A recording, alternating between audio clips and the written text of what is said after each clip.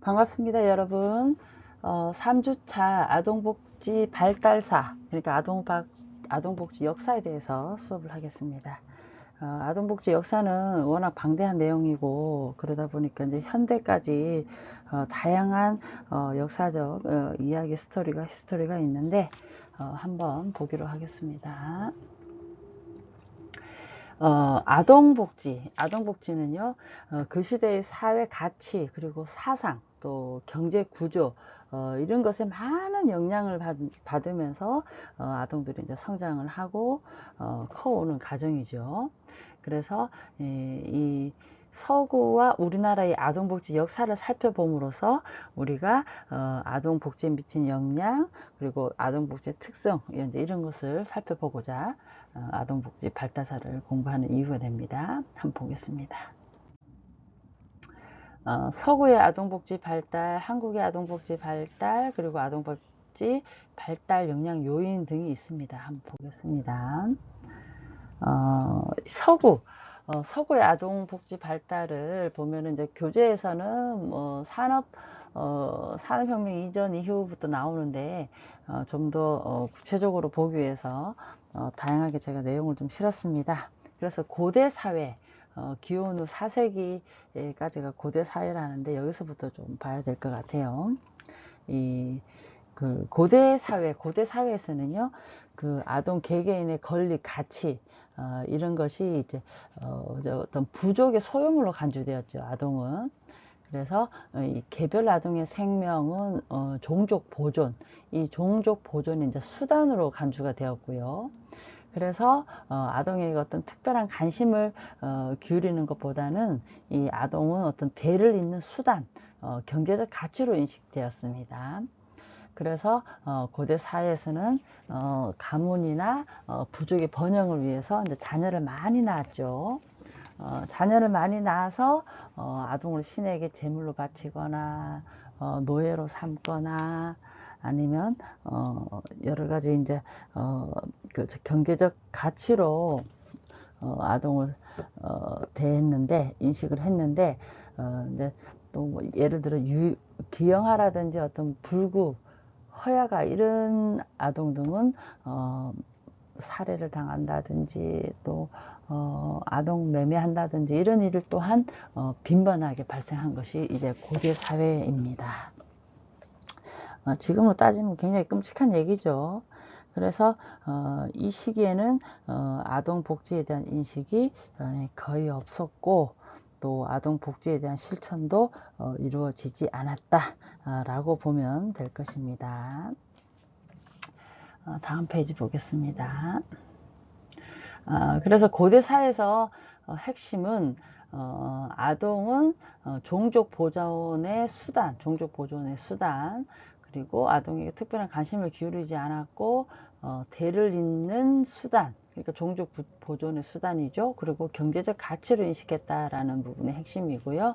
그래서 자녀를 많이 낳았고 또 시인에게 제물로 바치거나 노예로 삼기도 했다. 참 가슴 아픈 얘기인데 이게 역사적 사실입니다. 그리고 기형아라든지 뭐 불구와 허야가 이런 아이들은 뭐 살해당하고 그리고 또 매매를 하고 그랬답니다. 자, 중세사회. 이 중세사회는요, 4세기에서 16세기 정도로 보고 있는데, 이 중세사회는 이제 엄격한 신분과 계급이 존재하는 봉건사회죠. 그래서 인간이 이제 종교적 입장에서 원래 죄를 갖고 태어났기 때문에 어려서부터 엄격한 체벌, 이 체벌을 통해서 개조해야 된다라고 생각을 했습니다. 그래서 이 시기에는 종교 사상의 영향이 지배적이었기 때문에 매를 아끼면 자식을 망친다, 이런 격언도 있었고요. 그래서 자녀 양육에 있어서 매우 엄격하였다 그랬죠. 그리고 이 엄격한 신분제 사회다 보니까 신분 계급이 낮은 하류계층, 이 하류계층의 아동은 경제적, 군사적인 어떤 이 노동력 착취 대상으로 간주했다라는 겁니다. 그래서 혹독한 노동에 시달리고 또 상류층 자녀는 부모가 아닌 제3자에 의해서 이제 교육되고 양육되는 거. 그러니까 상류층 같은 경우에는 부모님들이 대내외적인 활동을 한다든지 아니면 뭐 어떤 자기 생활을 즐기면서 자녀에 대한 양육은 엄마가 하지 않고 보모나 시녀 이런 제3 양육자에 의해서 키워졌다라는 부분입니다. 그래서 그 하류층하고 상류층하고 이렇게 차별이 엄격했다. 신분 사회다 보니까 이렇게 됐고요. 그래서 계급이 낮은 하류계층 아동은 경제적, 군사적, 노동력 착취의 대상, 그리고 상류층 자녀는 제3자에 의해 양육, 이제 이게 핵심이고요. 그래서 이 중세 사회에서는 이 아동은 독립된 인격체가 아니고 성인의 축소판, 외형적으로 성인의 축소판으로 봤죠. 그래서 이 아동들은 성인에 비해서 뭐 역할이나 능력이 다른 것이 아니고 다만 신체적 크기만 다르다 해서 성인의 축소판으로 본 것입니다. 그래서 이 신체적 크기에서만 다르다고 이제 생각했기 때문에 성인과 같은 옷을 입고 또 성인과 같은 노동을 하도록 하였고요. 이러한 인식으로 인해서 미성숙한 성인이다, 또 어른보다 작다, 또 약하고 무능한 존재다, 이렇게 간주되었다라는 부분입니다. 그래서 성인의 축소판으로 본 부분이 중세사회의 핵심이 되죠.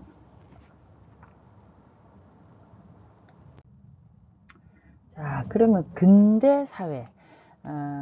근대 사회는요, 이 아동의 특성에 대해서 이제 변하던 생각이 17세기, 이 17세기 이르러서 이제 철학적으로 관심을 가지기 시작을 했다고 합니다.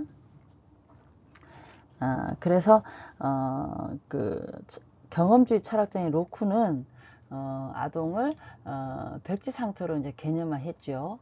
그래서 아동이 기본적으로 약하지 않다. 그리고 백지와 같은 상태에서 태어나서 학습이나 경험 등 이 환경 영향에 따라서 서로 다른 인간으로 자라난다. 그래서 환경론적 견해를 강조했고요. 환경을 굉장히 중요시했습니다. 그래서 그 로크뿐만 아니라 이제 18세기 루소라는 분은 아동을 자연 또는 자연의 일부로 보는 이제 자연주의 아동관을 또 주장을 했죠. 그래서 아동들은 옳고 그름의 감각이 자연적으로 길러지고 선천적으로 타고난 어떤 순서에 따라서 뭐 성장하고 발달한다고 주장을 해서 이 사회적 환경의 영향이 중요하다라는 부분을 부정을 했습니다. 그래서 자연적으로 자라면서 선천적으로 타고난 순서에 따라서 성장하고 발달한다라고 이제 얘기를 했죠. 그래서 경험주의 철학자 로크는 백지 상태로 태어나기 때문에 이 환경이 중요하다 해서 환경론적 견해를 강조를 한 반면에 18세기 루소는 또 반대로 자연주의 아동관을 주장했기 때문에 이것은 옳고 그름의 감각이 자연적으로 길러진다. 그래서 환경은 중요하지 않다라고 또 반대적인 관념으로 보죠. 그리고 또 참고로 말씀드리면 그 19세기 프레벨, 이 프레벨이라는 학자는요, 이 아동은 성인과 다르고 또 독자적인 심리적 세계를 가지고 있고, 그래서 이것이 이제 근대적 아동관의 확립 또 유아를 위한 교육 과정을 개발해서 아동 교육 발달에 중요한 영향을 미치는 계기가 됩니다. 그래서 학자마다 이렇게 보는 관념이 다 달라요.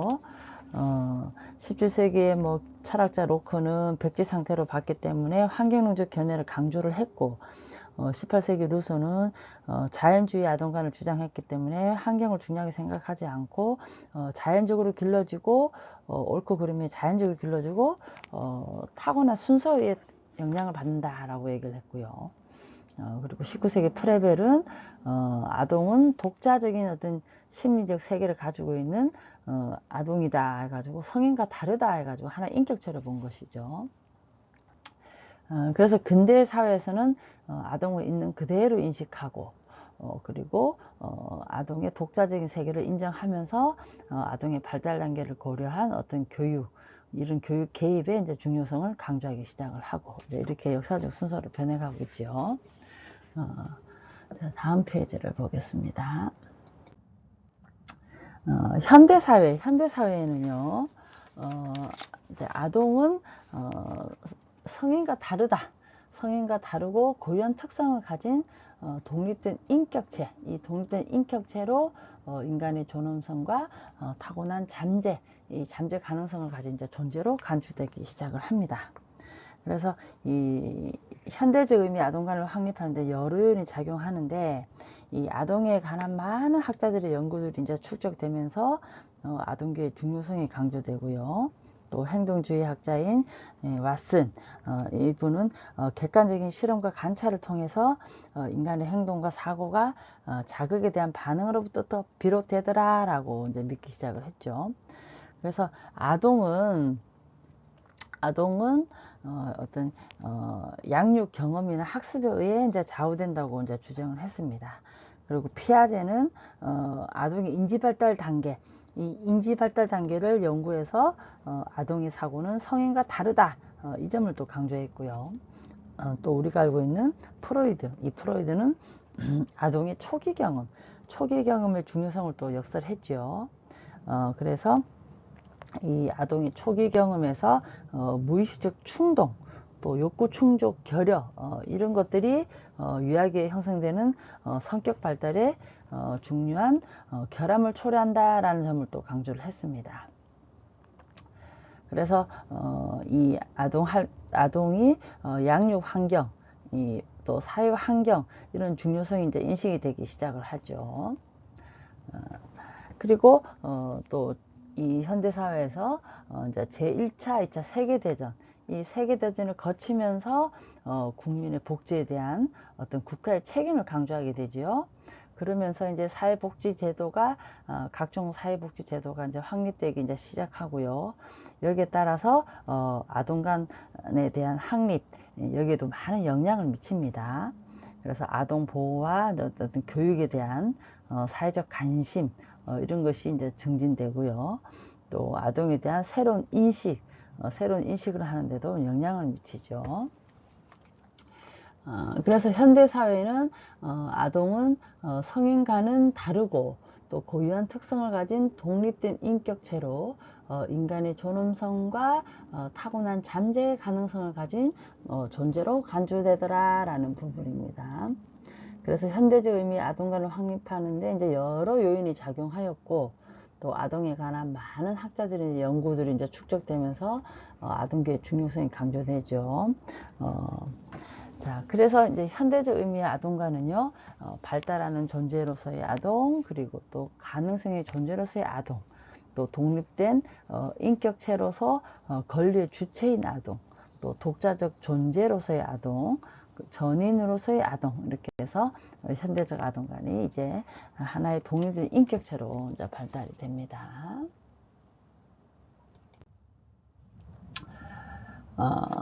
서구의 아동복지 발달에서 이제 산업혁명 초기를 볼 텐데요.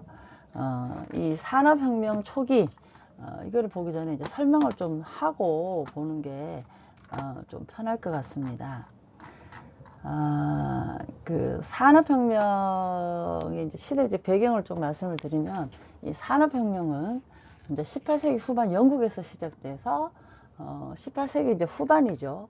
그래서 19세기 전반 유럽과 북미 이렇게 빠르게 이제 확산되는 게 산업혁명입니다. 쉽게 말해서.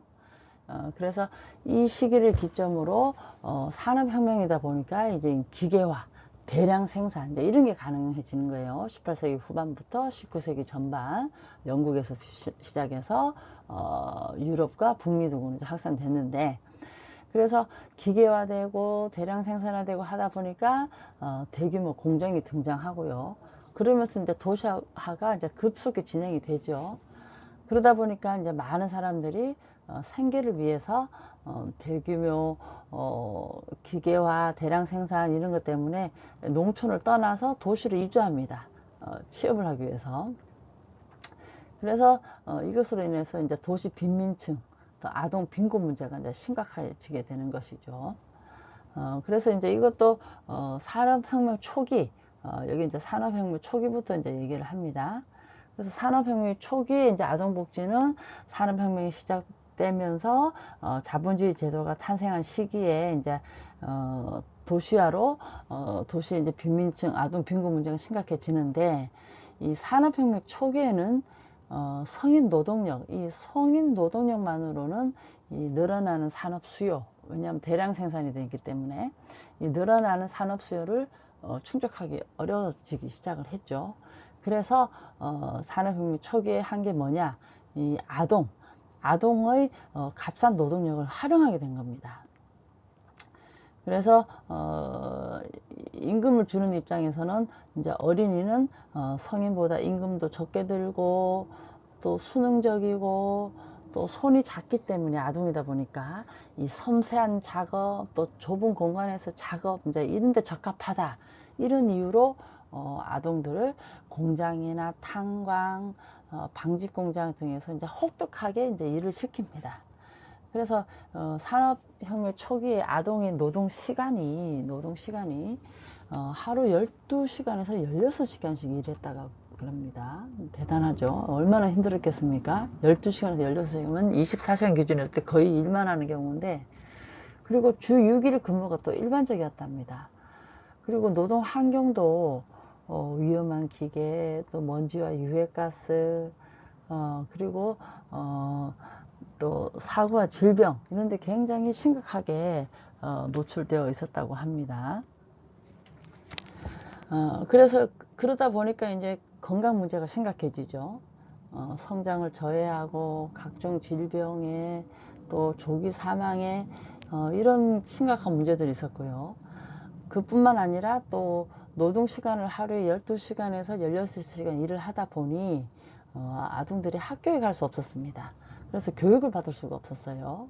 그래서 이 시대의 교육은 이제 부유층의 전유물이다, 그렇게 여겨졌죠. 산업혁명 초기에 12시간에서 16시간 일을 했다. 심각한 문제죠.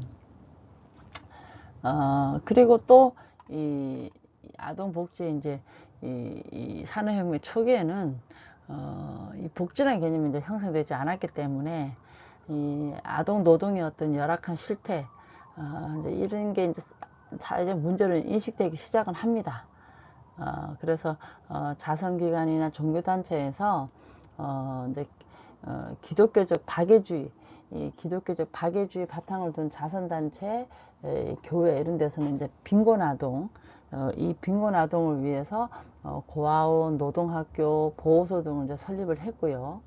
또 아동을 보호의 대상이 아닌 어떤 도덕적 교화의 대상으로 간주를 해서 대우를 했기 때문에 사실상 온전한 어떤 권리 보장은 이제 이루어지지 않았다, 이렇게 볼 수가 있겠습니다. 그리고 이 영국에서는 또 아동 노동의 이제 폐해를 줄이기 위해서 이제 법적 조치를 했는데, 공장법, 공장법 개정, 이제 이런 것들이 이루어집니다. 그러나 이제 그 부분 자세히 말씀을 드리고요. 이 아동복지는 산업혁명 초기에는 이제 한계점이, 그래도 복지보다는 이제 통제 중심이었죠. 이 노동력 통제와 어떤 사회 질서 유지를 위한 수단에 가까웠다라는 것이고, 또 국가는 아동에 대한 보호보다는 어떤 관리적 기능만 수행했다라는 거, 그리고 민간 자선 단체에 이제 의존을 했다라는 거, 이게 산업혁명 초기 이제 아동 복지에 대한 한계가 되겠습니다. 그리고 또 이 산업혁명 초기다 보니까 아동을 이제 독립된 인격체로 보지 않고 작은 어른이다, 또 노동수단으로 이제 간주했다는 부분, 또 아울러 한번 말씀을 드리죠. 자, 한번 보겠습니다. 산업혁명 초기에 이 산업혁명 이전의 아동은요, 이제 성인의 축소판이었다. 그래서 부모가 속한 신분에 따라 아동의 지위도 정해지고, 그래서 이 아동은 이 장애 아동, 예를 들어서 이런 아동은 종교적 동기에 의해서 각 교구의 자선기관을 통해서 이제 양육이 되고, 또 이 시대의 이제 산업혁명 초기 아동은요, 이제 공동체 안에서 이제 상부상조적으로 이제 양육이 됩니다. 그래서 아동은 노동에 극심한 노동에 이제 시달리면서 이제 일을 하게 되고, 그리고 이 산업혁명이 시작되면서 이제 도시화 현상, 불황 노동자 증가하고 사회적 양극화 더 심화되고 또 사회적 약자에 대한 보호 문제 등 다양한 이제 사회 문제가 발생을 하는데,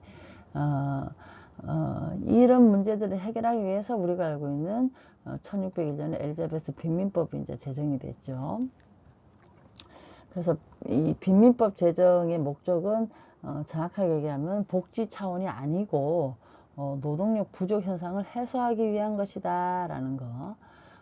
그래서 노동 능력에 따라 빈민을 이제 구분을 합니다. 노동 능력이 있는 빈민, 노동 능력이 없는 빈민, 요보 아동, 이렇게 이제 세 가지로 분류를 했고, 이 빈민법은 요보 아동에 대한 어떤 국가적 개입, 이 국가적 개입을 규정해서 아동복지의 시발점으로 볼 수는 있지만, 이건 역시 아동의 어떤 복지 향상을 위한 목적은 아니다. 그래서 아동 보호 수준이 매우 낮았다라는 이제 한계가 있죠.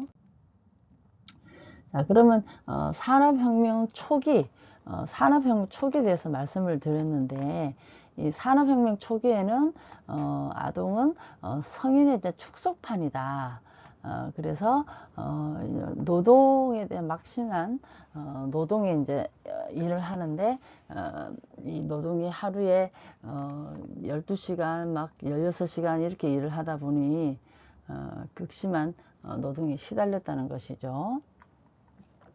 자, 그러면 산업혁명기는 또 어땠나? 이거는 산업혁명기는요, 이 시대도 예를 들어서 그 아동에 대해서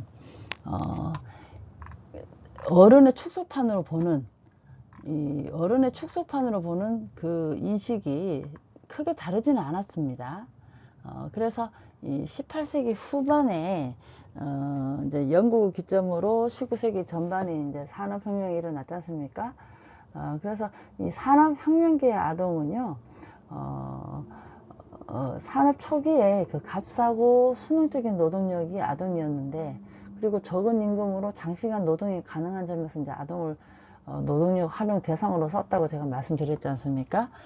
산업혁명기에도 크게 다르지는 않습니다. 그래서 심야 노동에도 동원되고, 그래서 교육도 못 받고, 그래서 이제 이 결과 이제 문맹률 증가와 사회적 계층 간의 어떤 격차 심화, 이런 구조적 문제가 또 발생을 하죠. 그래서 산업 초기에 하루에 12시간, 16시간 일하던 노동이 산업혁명기에도 마찬가지로 그렇게 노동이 동원이 되었고요. 그래서 자선기관, 종교단체, 민간 구제단체들이 이제 주도적으로 아동보호 활동을 이제 전개를 합니다. 그래서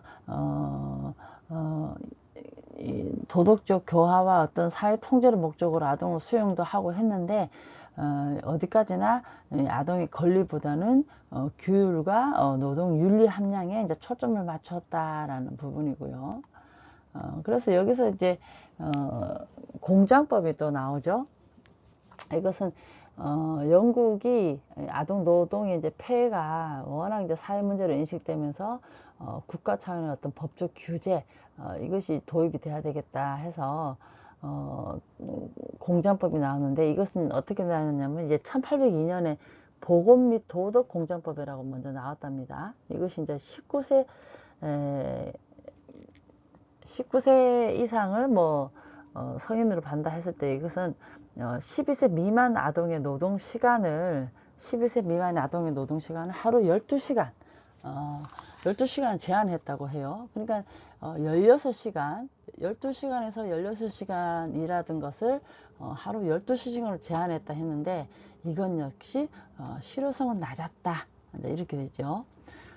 그리고 이제 다시 1802년에 보건 및 도덕 공장법이 공장법 1833년 공장법으로 나오는데, 이제 이것은 12세 미만이 아니라 9세 미만 아동, 9세 미만 아동은 고용을 금지한다라고 못을 박았고요. 그리고 아동은 12시간 제한 등의 조치 했는데, 12시간도 굉장히 많이 일하는 거죠. 그래서 여기서 이어서 나중에는 이제 강산법이 또 나옵니다. 1842년에. 이것은 이제 10세 미만, 10세 미만의 아동에게 탄광 노동을 금지한다. 이런 게 또 나왔습니다. 그래서 어떤 감독 인력의 부족, 뭐 사업주의 반발, 사업 시행이 시행 의지가 미약하고 이런 것으로 인해서 사실은 실질적 효과는 별로였다, 제한적이었다라는 게 이제 산업혁명기의 아동복지의 법안의 어떤 제정 사실입니다. 이런 일들이 있었죠. 자, 그러면 2주차에서 또 나머지 수업을 하겠습니다. 수고하셨습니다.